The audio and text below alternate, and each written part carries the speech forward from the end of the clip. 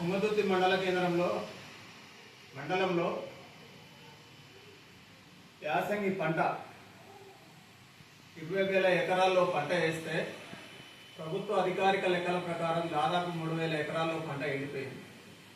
మిగిలిన 17-16,000 ఎకరాలకు సంబంధించినటువంటి పంట మండలంలో ఏర్పాటు చేసినటువంటి 21 ఐకేపీ సెంటర్లు, 4 ఎఫ్ఎస్సిఎస్ సెంటర్లు, ఇంకొకటి అదనపు సెంటర్ను ఏర్పాటు చేసి మొత్తం 26 సెంటర్లలో దాదాపు 2 లక్షల పైచిలుకు ధాన్యం రైతులు తెచ్చి రాసులు పోసి 40 రోజులు దాటినా ఇప్పటి వరకు ప్రభుత్వ నిర్లక్ష్యము, అధికారుల నిర్లక్ష్యం వల్ల కొనుగోలు చేసింది 80,000 నుంచి 1,00,000 ఎకరాలు మాత్రమే అని అధికారులే లెక్క చెప్తా ఉన్నారు.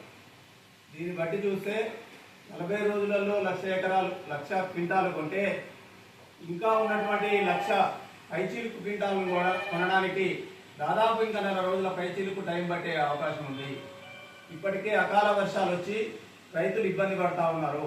ధాన్యం తడిసి ఎగుమతులు దిగుమతులు సరిగ్గా కాకపోవడం, మిల్లర్ల వద్ద కోతలు పెట్టడం రైతులు ఇబ్బంది పడతా ఉన్నారు. ఇక్కడ ఉన్నటువంటి జిల్లా మంత్రి కానీ లేదా స్థానిక శాసనసభ్యులు కానీ దీని మీద రివ్యూ చేసిన దాఖలాలు ఎక్కడా కనిపించట్లేవు. గత 40 రోజులుగా సాగుతున్న ఈ తతంగాన్ని ఏ ఒక్కరూ పట్టించుకోకుండా రైతుల ఎడల నిర్లక్ష్యంగా వ్యవహరిస్తున్నటువంటి ప్రభుత్వ విధానాన్ని తీవ్రంగా ఖండిస్తా ఉన్నాము.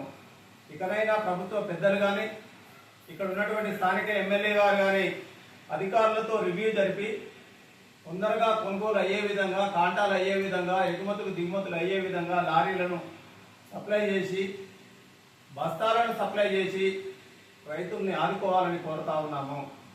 ఇది ప్రభుత్వ నిర్లక్ష్యానికి నిదర్శనంగా కనబడతా ఉంది. ప్రభుత్వం రైతుల ఎడల ఇంత నిర్లక్ష్యంగా ఉండడాన్ని తీవ్రంగా ఖండిస్తా ఉన్నాము. రైతులు ఇబ్బంది పడతా ఉన్నారు. మాకు పండినటువంటి సగం పంటను మేము తీసుకొచ్చి ఐకేపీ కేంద్రాల్లో పోస్తే ఇంత నిర్లక్ష్యంగా ప్రభుత్వం మా ఎడల దయాదాక్షిణ్యాలు లేకుండా ఉండడాన్ని మేము తీవ్రంగా ఖండిస్తున్నామని రైతులు కోరుకుంటా ఉన్నారు. గ్రామాల్లో అరో లక్షణాన్ని రైతులు ఇబ్బంది పడతా ఉన్నారు. దానితో పాటు వ్యవసాయ అధికారులు చెప్పిన లెక్క ప్రకారంగా ఈ మండలంలో 500 ఎకరాల్లో సన్నధాన్యం పంట వేసినట్టుగా ప్రభుత్వానికి లెక్కలు పంపారు. అయినా ఈ తుంగతుర్తి మండలంలో ఎక్కడ కూడా ఒక సన్నధాన్యం కేంద్రాన్ని ఏర్పాటు చేయకపోవడం విచారకరం. మరి సన్నధాన్యం అమ్ముకున్నటువంటి పండించినటువంటి రైతులు ఎక్కడ అమ్ముకోవాలి?